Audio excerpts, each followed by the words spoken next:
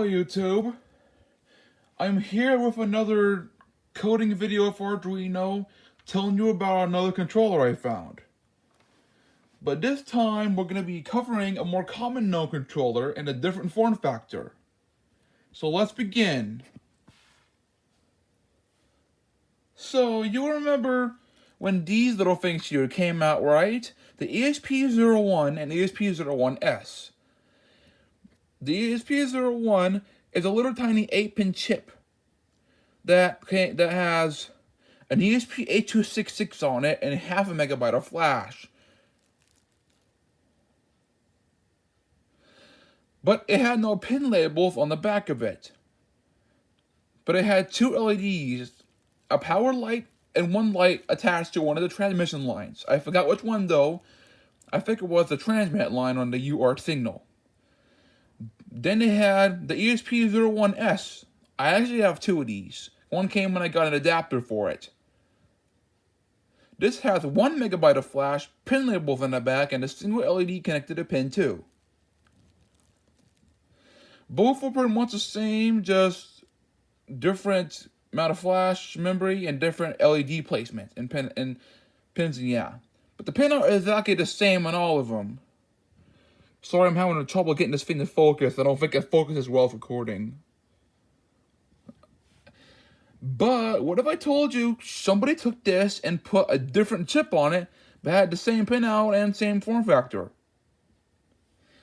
Ladies and gentlemen, I present to you the ESP32-C3-01, designed by a company called Lilygo.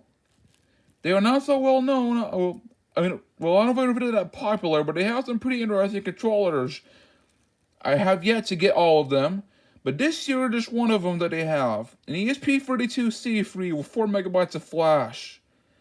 A similar pinout with pin labels included. A few pins are a little different, but it includes one extra pin that is not included on the ESP8266 variant. That pin enable is replaced with pin 8. Now this also has an external attendant adapter, which the other one does not. I have not tested a Wi-Fi on this, but I have tested basic functionality. But it should be the similar principle as the other ESP controllers. Now, the ESP32C3 has a different architecture. I believe it's called RISC-V. The serial pins are different. Instead of being 1 and 3, it's 20 and 21. And the boot select pin, instead of being pin 0, is pin 9. This also has a single green LED attached to pin 3. Sorry it's not focusing, but it's right here. I thought this little capacitor here was an LED, but it wasn't. I accidentally thought it was, and I checked every single pin, but it wasn't. Hang on, I gotta deal with stupid hackers hacking my computer again. Stupid idiots. I hate them so much. Yes, as you remember before, I was having a problem with another hacker in a different video. The same hacker keeps hacking me and causing my task manager on my computer to slow down. I can see what's doing in the task manager. I'll explain what this is and who was doing it in another video. But today, we have to focus on the subject while I occasionally get these jerks off of my computer. Anyway, both of these controllers, the C301 and the regular 01, look almost similar in shape and design. But there is a component difference, as you can see. Now let's see how about programming one of these. So, this little adapter here is like, well, before I show you, I want to tell you a little difference in adapters, as there's not many videos talking about this, so let me get my huge box out packed full of components. Still getting more over time. Let me just put the iPad down and I'll get this out if I can find them. Skip this part of the video if you need to.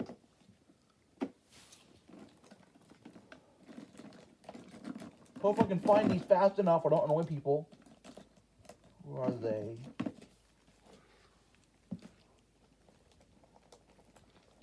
Where are you? There's one. And there's a second one.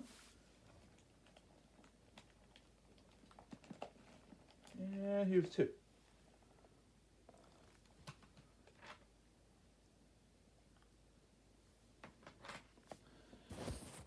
Okay, so I'm back now. So, to program these controllers, you need a specific adapter. Kind of like this one right here for convert the chip and other parts. But you have to watch out which one you buy, because there are different versions and only one of them allows the program. This one right here, with the big capacitor on it and the yellow socket, is the bad one. You do not want this one. And you'll see the reason why. I'll tell you the reason why I have two of them here in a few seconds. You don't want this one because it does not automatically enter program mode. I had to do some digging until I found another person who talked about this. For some reason, these don't actually automatically enter program mode, and you have to actually hack them to make it work. There was two different methods I saw on different videos. If I remember, I will link them if I have to. But if not, I guess tell me if you want to see the other videos. But you either can get one, attach a jumper or a button to between some of the wires here on the back where the header sits, around here. You gotta connect pin 0 to, I believe it's ground, negative, to enter program mode, and you do that before you plug it in. But there is another method that's kind of a waste of money, which is the one I chose. It was easier. You get two of the same modules. You have one where you solder a wire on the back of it permanently, and then you use one to program, the other one you use to read data from your controller. Unfortunately, the wire I had in here broke off and is lost in my huge mess of electronics in my big box. And it wasn't really easy to solder, and I didn't do it that good. I tried, but it wasn't that good. These boards do have a beefy capacitor on there, but it is just enough room for the chips to sit. Although it looks like it's taller than the connector, the pins on the board does fit just over these capacitors. Funny how both of them have different capacitors on them. One is a purple label that's scratchy, and one is a black label that's defined. So do not buy these. You have to buy this one right here. This is the one you want, because it automatically enters program mode. It also has a reset button on the side right here, and some pins you can easily connect wires to for prototypes and testing, which I will show you here soon how to do that. And it is also labeled on the bottom here for these other pins on the top here. But this is a miracle saver. Hang on, I got a little hacker issue. See, I have a computer hacker that makes my computer go crazy and all this crap goes everywhere and makes it slow down. It's only if I'm looking away from the camera. So there's a hacker watching the camera on my computer. See if I'm looking away long enough or not paying attention to my screen, and then they screw with stuff to mess it up, make it become glitchy. However, if I look away, they immediately stop what they're doing. And they pick at random programs just to screw with my head and happiness.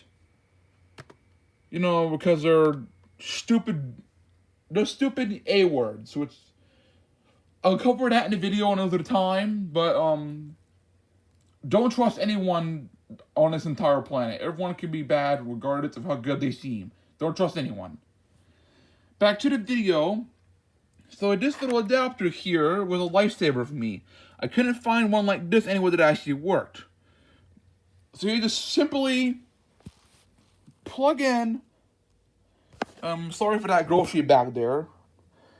See if sorry, I need a third hand to do it because I'll try to so see, I'm sorry. You have to you stick your controller in the socket with the pins. Sorry if it's on close, it's hard for me to handle it. Stick it in the socket, the pins in there evenly, and make sure the controller is facing toward the USB port, or it won't work. Putting it backwards to create a short circuit, and it could damage one of the two items here. So don't place it backwards. Plus, it also leaves room for this header here. But everyone knows how to use an ESP32-C3-01 like this. But how about we use the new one I was talking about, the ESP32-C3 by Lilygo. I bought it. Let me just plug it in first. A few weeks ago, I bought this on AliExpress from the company seller called Lilygo on their official store. Now, there is some reseller, but I'll prefer going to the official store for quality concern reasons. They might have their official website, but I have not yet to pick around with that yet. So, stick it there. I'll link the AliExpress listing if I remember to do it.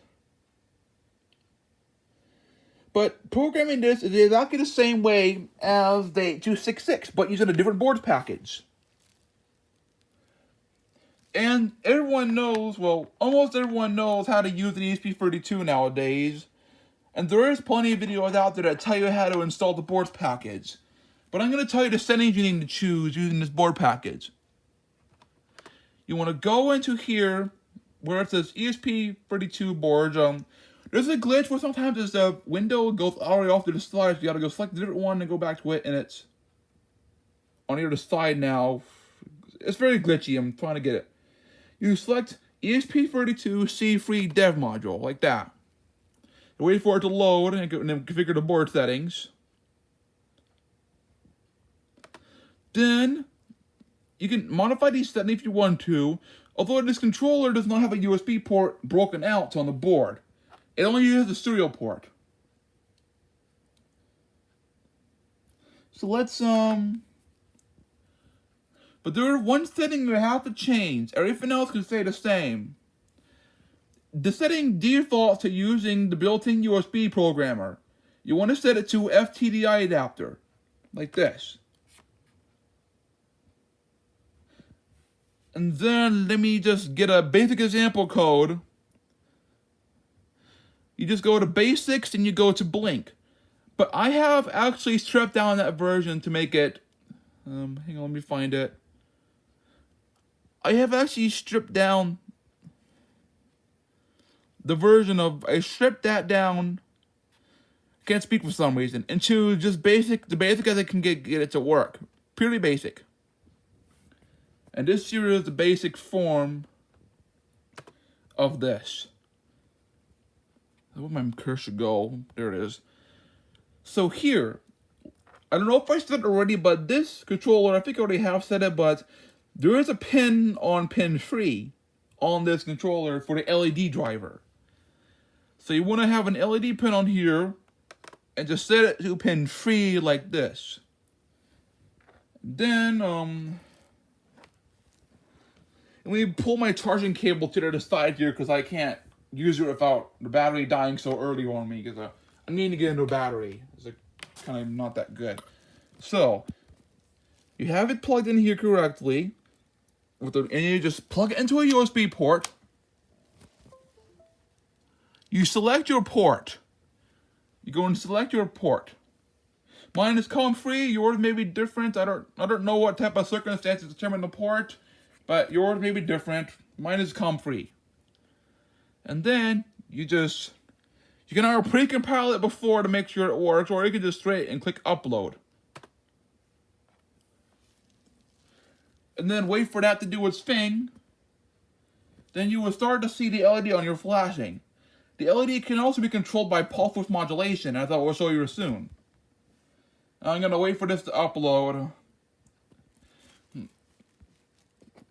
Yes, because the ESP32 drivers do take extra time to compile than other boards like AVR or some other ones. But they have like a lot of extra driver files that are built in that make it work. And I was almost ready if it would just hurry up. Come on, Slowpoke. And you made it now. And then it will begin to upload normally. Just like this. Then you can make your LED start flashing. See, it started flashing. It will also work with pulse width modulation.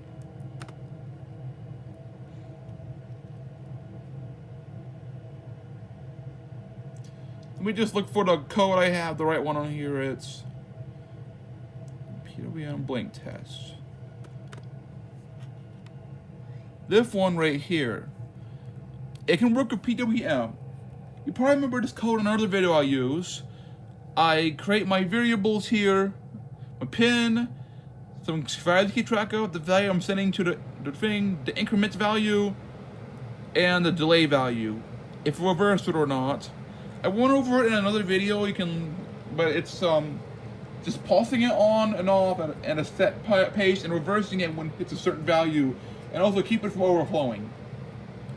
But I'm going to show you, you can't actually program using those generic ones without a modification of some kind.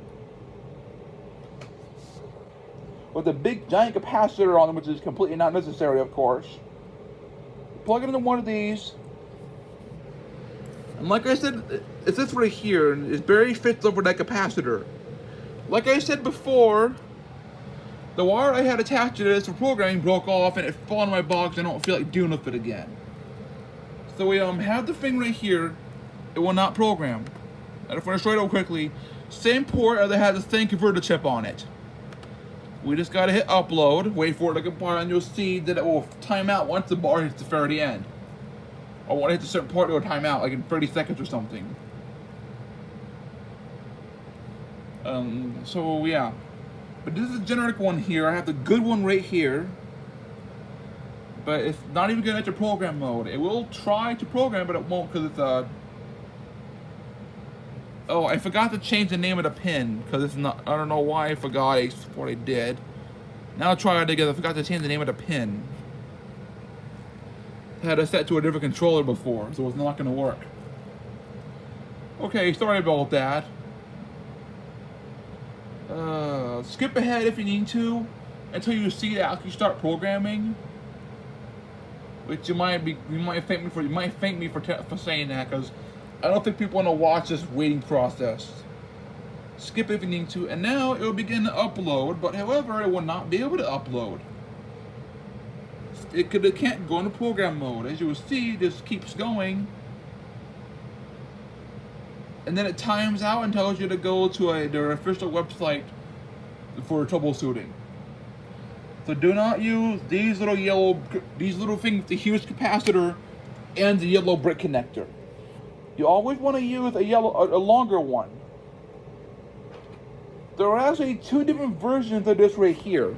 One with a CH340 driver and a square reset button. There's another version of this that might have a different color on it. It has a smaller CP2102 converter with a small rectangular button on it, with a white piece on it. So let me just put this back into the good converter that actually works, and not the bad ones that don't work without modification. And now, make sure you got it wired in right. And now we can try it again. I'm pressing upload.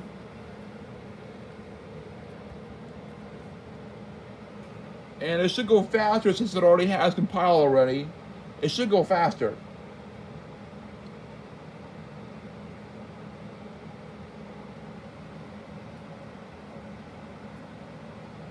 Any day now. And now it will begin the program properly with the good driver. And as you can see, it will start to slowly fading that LED in and out. I can also optionally change the speed if I wanted to. I have also discovered that when using the same code, the ESP-8266 or any version of it, run this code just slightly slower. I don't know why. Maybe it's the controller itself, but it's, yeah. And how about we connect this thing to a display using software SPI, or a software serial preference interface. We have a little display like this. It's a little small, but it works very well.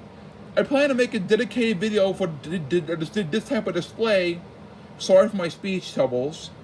I plan to make a dedicated video just for this display one day, and other versions that are similar to it. Or going for the same reason. We're going to use this display here with this controller. Any display will work if you have a driver that supports it.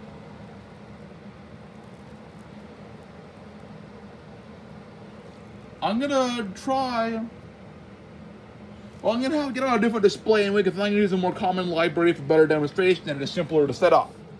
So I'm going to just get out a different display to use, and I will show you the small one afterwards if you want to see it.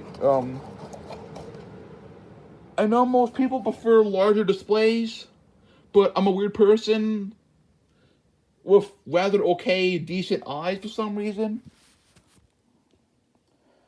Just plug this display into here. Oh, much more like it. A larger display with the same resolution, but it's larger and also brighter in backlight. But it's a non-IPS version like the previous one was. So, now we're going to figure out how to use the pins to drive a display. So this does not have the hardware pins broken out. You must use software emulated pins, which must be done for I2C and SPI. It has the hardware serial pins already, but only one in the port is open. So let's get ourselves a rather easy to set up example like the Adafruit libraries. I got a lot of libraries, so I gotta scroll through them, and some of them came with my controller, but we'll be using this library, a 2-in-1 SC77358 and 89 driver, using graphics test. These and we can scroll down here past the buy links. These right here are pinouts for specific boards, but if you're using another board that is not one of those up there, you must use these pins right here. You have to set your pins accordingly to which order you want them in. The only pins that are available on this controller is 20, 21, 0, 8, and 9. Let me just make sure that's correct. Actually, no, it's 21, 22, 8, and 9. There's no 0 on here. I forgot about that. I'm sorry about that. I got that messed up. So, depending on how you want to wire this up using this little guide on the back here, remember that enable is set to pin 8, and pin 0 is actually pin 9.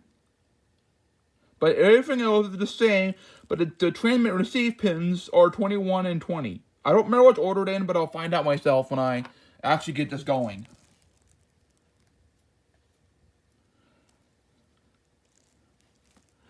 Now, we don't want this version right here. Want to comment these out right here, because we're not going to be using hardware SPI. Just comment all 3 of these out right here like that. This is only for hardware SPI. We want to use software SPI. This controller always supports that because it's not having the pins broken down. The chipset itself supports it, I think. I haven't tried it yet. I don't have a full size version of it yet. I went too far down. Hang on, give me a minute. Oops, actually I made a mistake. We actually need to use these right here because I thought they were defined the second time below. I don't remember, but now I do because I saw it. So, here is your 3 pins you want to set up right here. Your chip select, your resets, and your data command register. You can set these to the following pins in any order you want. 20, 21, 2, 8, or 9. In any order you want. To make it more simple, just for the sake of video, I will go from lowest to highest. Chip select will be set to pin 2. I will set, hang on, I gotta fiddle with it a little bit. Okay, I usually go by data command before reset, but this library goes reset before data command. So I'm gonna do it in a different order. Here to be, so I'm going from lowest to highest just for the sake of the video. You can rearrange these in any way you want, if you so desire. And is that pin out for that? Then we will set our data and clock lines to these right here. You gotta uncomment this, like this. Set your data line to one of the following main pins. 20 and 21.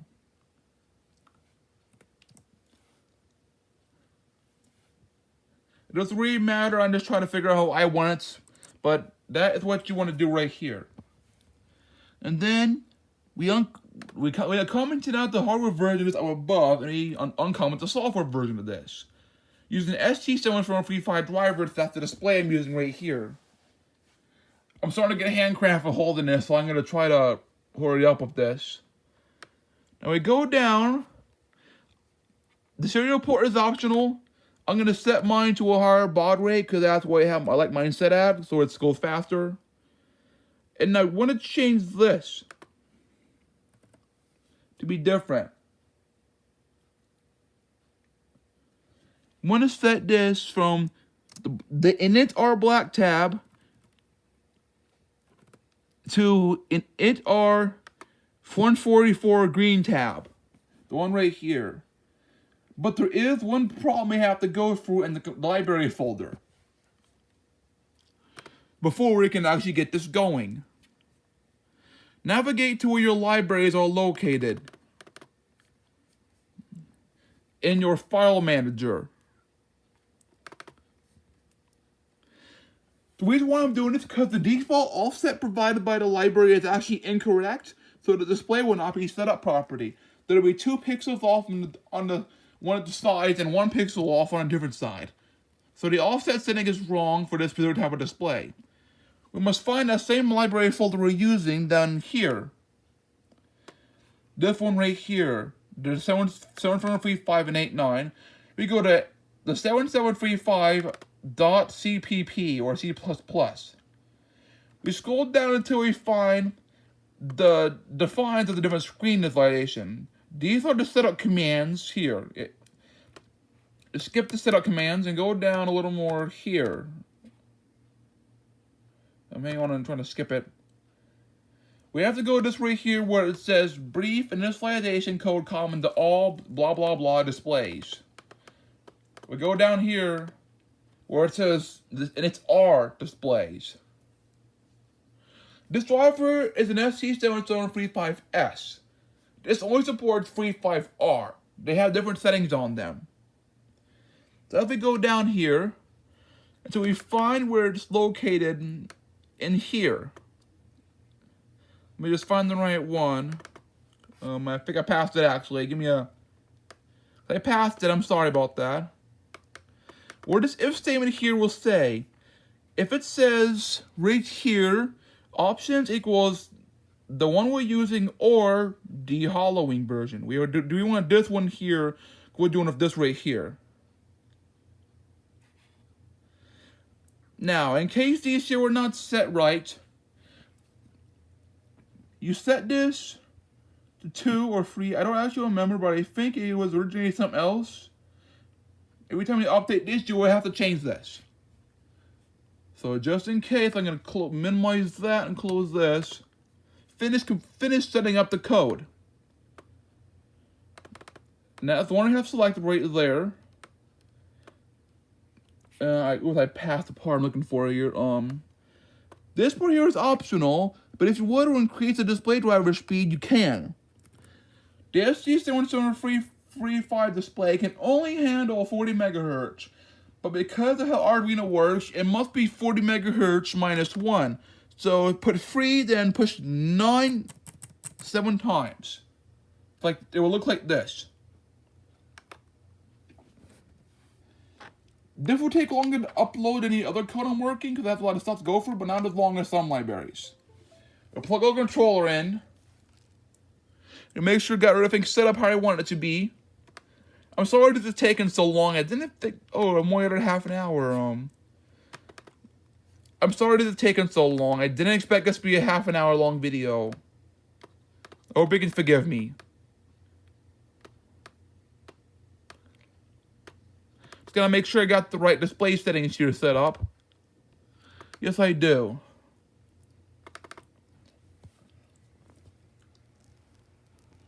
So while I wait for this to compile, if you wanted to skip the video, you can.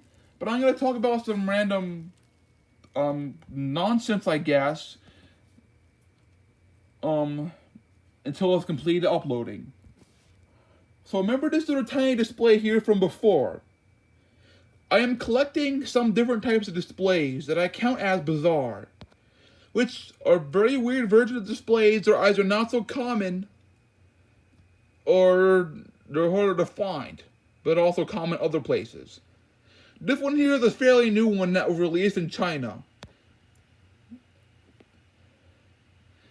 And there's other ones that were only exclusive to China but not other places. But some other ones have been getting them in, like WaveShare, for example. But these displays like this are only exclusive to China and maybe sold somewhere else, because that is where I saw them. They might come out, be developed under, I can't speak, sorry. They might be developed in other countries, but I bought different China. This is a generic version of it, but the original version came from Lilygo, the same one who had this controller right here. If you would like to see me make a video about bizarre displays that are hard to find or very weird when you hit them, tell me in the comments below. I might make it anyway, but I want to see how many people are interested in random displays. So, now where the controller is finished uploading, we can unplug it. And now, we can connect the wire from our display here. Sorry for the lack of lighting. I don't feel like turning on the light in here. Now we connect the wires here from our display to the wires on the back of this adapter. Following this little grid back here and also the pinout diagram that's just set in your code. How you set it yourself. We're gonna wire it up like that.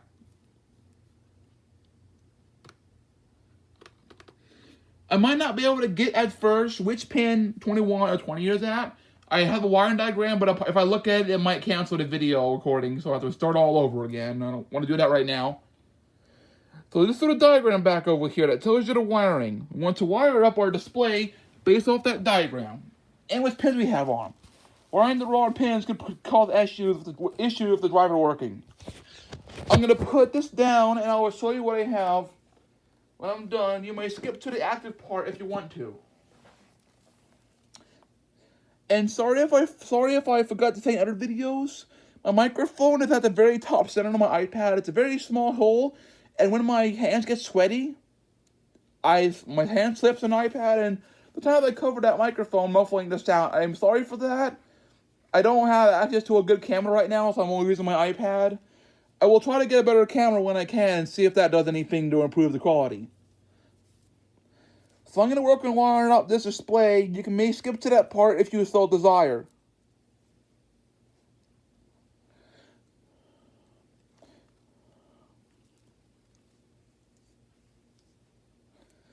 I would face it so the USB port is facing down and wire it up as so. Bless me.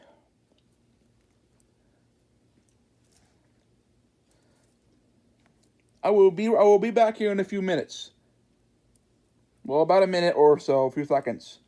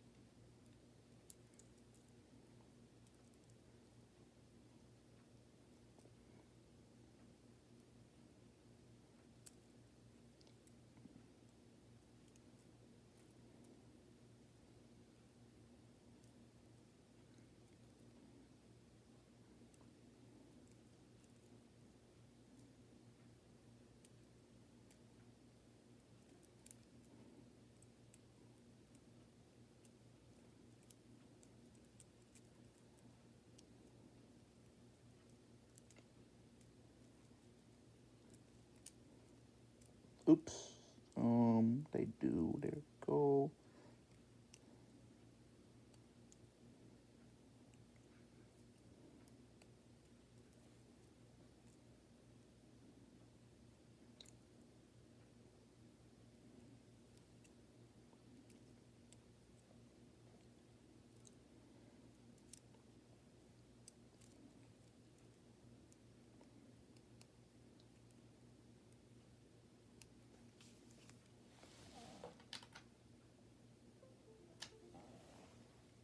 Oops, got the wires backwards. Oops, oops, oops, oops, oops, oops, oops. Oops, Johnny.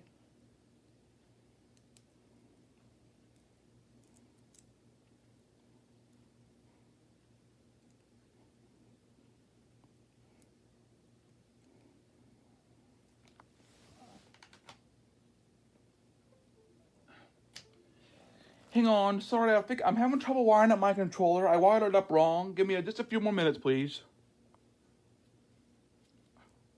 Start from the beginning, I guess. Come on.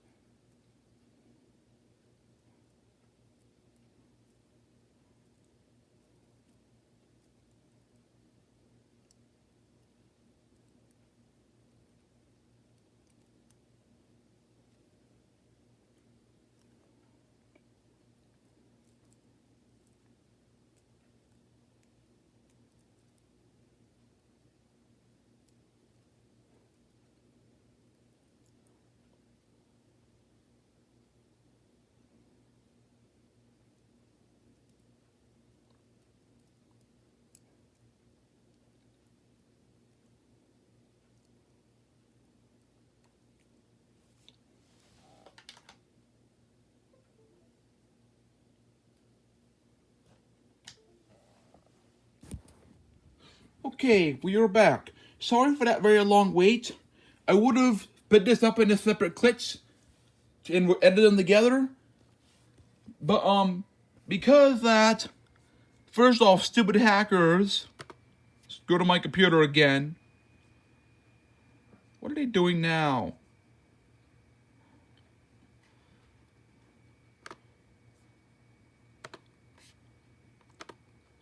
Hang on. Okay, first off, sorry I would have edited clips together if I still had my editing software. Because the hackers, the same one they're doing right now, they ruined my hard drive and just broke something inside of it somehow, so I can't get the data off it, and so I can get like $1,000 or more for a code specialist. So I lost my editing software. I don't feel like downloading it back, but I will one day when I feel like it. So anyway, here's our wiring that we need right here. Falling it back on here. Hang on. So here we go. Sorry, I gotta get that. So here is how our wiring here is. Sorry for it being kind of messy.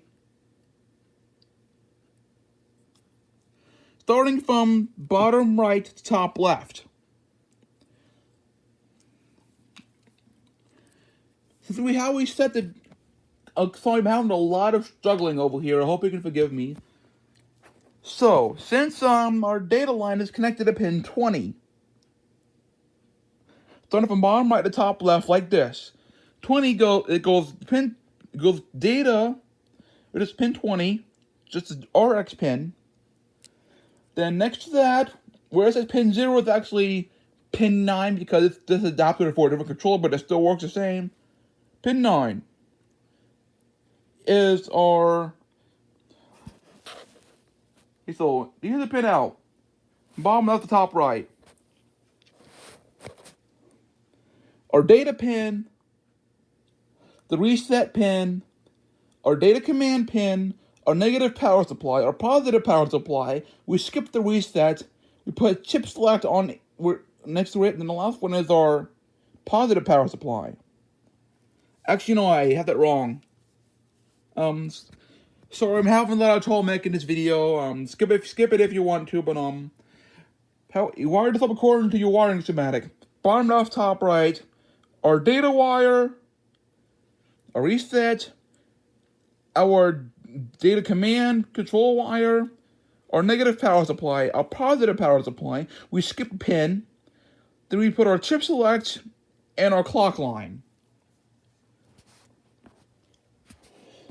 Now, because the software SPI, the operation is actually very slow, because I can't get the hardware SPI on the controller since it is not available for the specific chip. If I plug this into my computer, we will see it start displaying the light and slowly go down to write all the images on it. See, that works very fine, doesn't it? I'm sorry about the blue numbers looking more purple. It's blue, but it's something with the camera and the screen, I don't know. It's supposed to be blue, not purple. And, yeah, as you can see, it's working just fine. Why don't we do the same thing before a processor-intensive task, like 3D cube rendering? With textures. It is possible to make a 3D modeling system on this computer and Arduino stuff. It's very hard to do. But it's extremely processor-intensive. Let me close out a few windows on here. Then, here's my code right here. I have to reconfigure the wires though. This is only a showcase, as this is not an actual part of the tutorial, but I just want to show you we can do processor-intensive stuff on here. Although this is actually programmed for a different display, I will have to unplug the big one and put the smaller one on there. As I'm using it for a display, different display has a different driver on it. I will show you about this on a different time in full detail.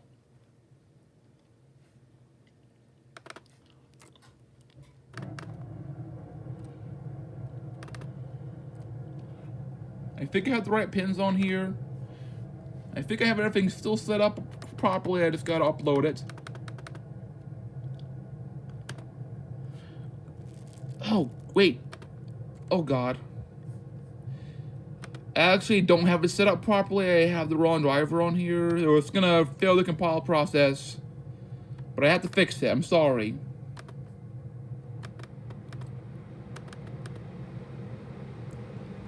Give me just a few minutes. I'm sorry this video is taking so long. I didn't expect it to take an entire hour. It's gonna take ages to upload. Sorry about that. Skip this part if you want to. And yeah.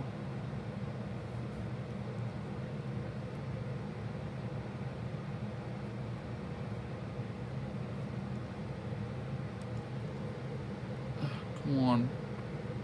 28, 128, 2022.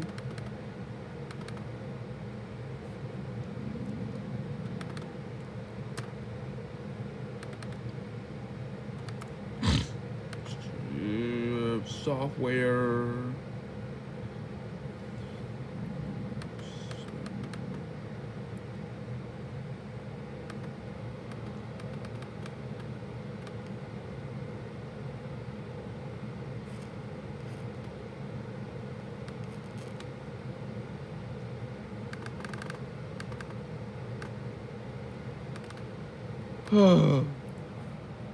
Okay, this might actually take an ages to compile because it's a large library and it's a large controller. And like I said, if I still have my editing software, I would actually split this up into several clips and merge them together. But I'm sorry, I'm not able to do that right now. I hope you can forgive me. So now that we have, hang on. Yeah. And it's very funny how a different display driver can run the exact same code, or it's not focusing so you can see it. It's inverted, but I know you can't see it, but it's running the same code on a different display driver. But this is the IPS-based display, so it's inverted by default and must be inverted in the software to match that color order.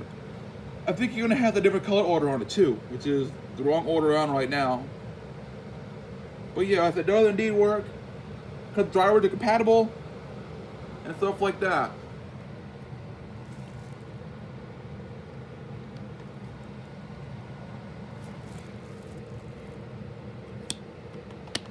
Hang on, I'm just picking around until it decides to work. I'm sorry, making sure my offset here is correct.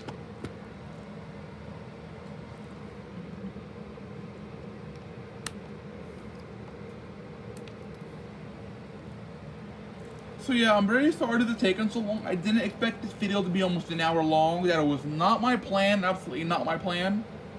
I'm sorry about that. But tell me in the comments below if you think I should refactor this video and make it shorter next time. Because I will try my best to do that if you want me to. I hate how long this takes. Hurry up, computer.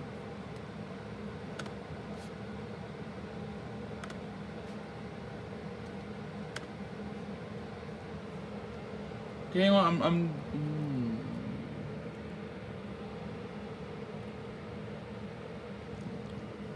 I'm sorry, I just almost dropped my iPad.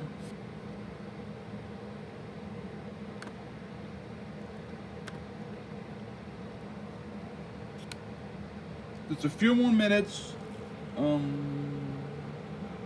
up. Oh, I hate myself so much. Do do do do do do do do do do do. You gonna hurry up?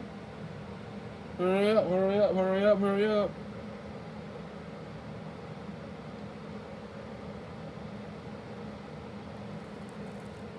Any day now.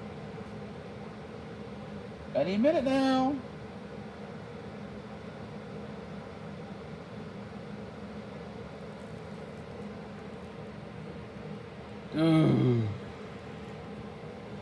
I'm sorry, I didn't expect this to take so long. This is taking a lot longer than I originally planned it to be. I am sorry about that.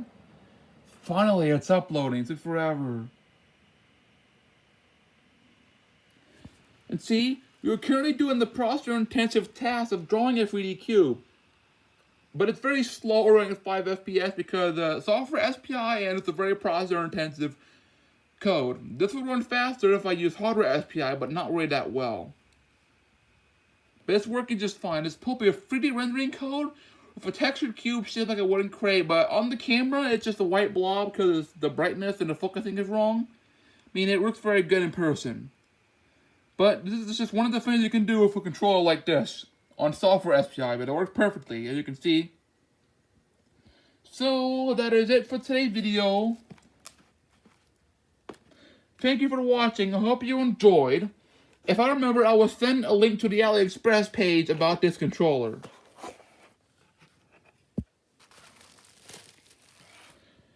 So I hope you enjoyed and found a new good version of a resistant controller you can get. Peace out, and I'll see you next time, and goodbye.